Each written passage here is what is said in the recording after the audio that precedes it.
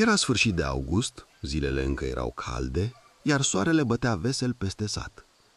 În camera răcoroasă, Matt și Sarah își găsiseră fiecare ceva de făcut. El se juca, ea citea liniștită o carte. Deodată, Matt aprinse lanterna și o plimbă fix peste chipul surorii lui. Hei, Sarah, uită-te! Dar fata ridică doar puțin privirea, apoi își coboră ochii în pagini. Atunci, Matt se ridică brusc și spuse cu voce tare, plin de entuziasm. Știu ce vom face azi. Mergem să explorăm podul bunicilor. Sarah îl privi cu mirare, dar și cu un zâmbet mic pe buze. Știa că fratele ei era mereu plin de idei năstrușnice. Se ridicară amândoi și porniră spre scara care ducea sus la trapă. Matt, tu crezi că e sigur să mergem acolo? Sigur că da. De ce ți-ar fi frică? Ești cu mine, nu? Ușa scârții puțin și într-o clipă cei doi erau deja în pod. Wow! Făcu Matt, rotindu-se peste tot. Cât de multe cutii! Ce-o fi în ele? Se minuna Sarah. Matt găsi repede un felinar vechi. Îl aprinse și lumina caldă se împrăștie peste toate lucrurile ascunse acolo. Deodată podul părea un loc magic. Wow! Sarah, vezi ce văd eu? Wow! Toate așteptau să fie descoperite.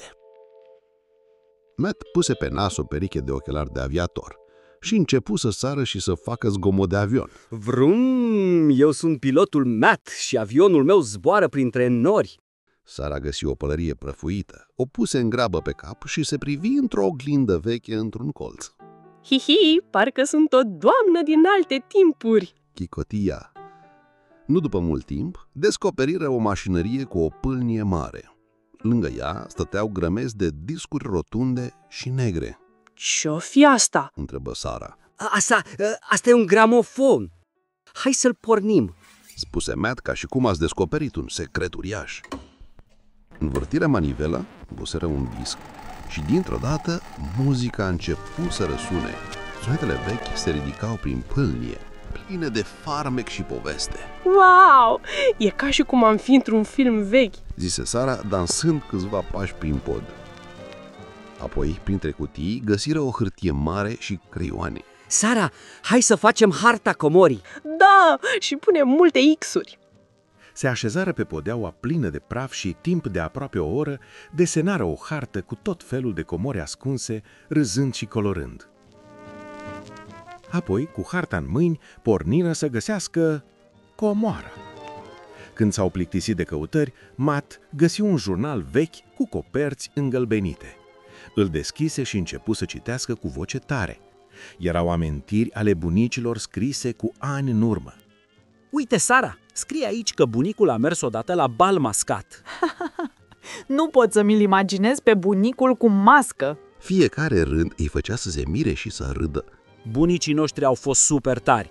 N-aș fi crezut că au făcut atâtea lucruri amuzante. După ce termina de citit, strânse jurnalul la piept ca pe o comoară adevărată.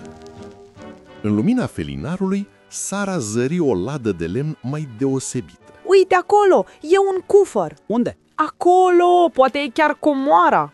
Se repeziră amândoi. Capacul scârțâi și înăuntru nu erau bijuterii, ci fotografii vechi. Wow, câte selfie-uri! Nu sunt selfie, prostuțule. Nu existau telefoane cu cameră pe vremea aceea.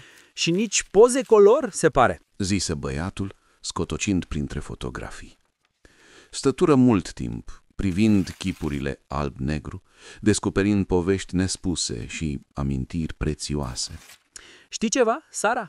Cred că și noi ar trebui să strângem amintiri. Să facem poze multe și să le păstrăm. Da, așa vom face. Răspunse Sarah, zâmbind larg. Și atunci, în podul bunicilor, cei doi au înțeles că adevărata comoară nu e ascunsă într-un cufăr cu aur, ci în amintiri și în clipele trăite împreună. Iar în acea după-amiază de vară, Matt și Sarah au devenit, fără să-și dea seama, micii păstrători ai poveștilor familiei lor.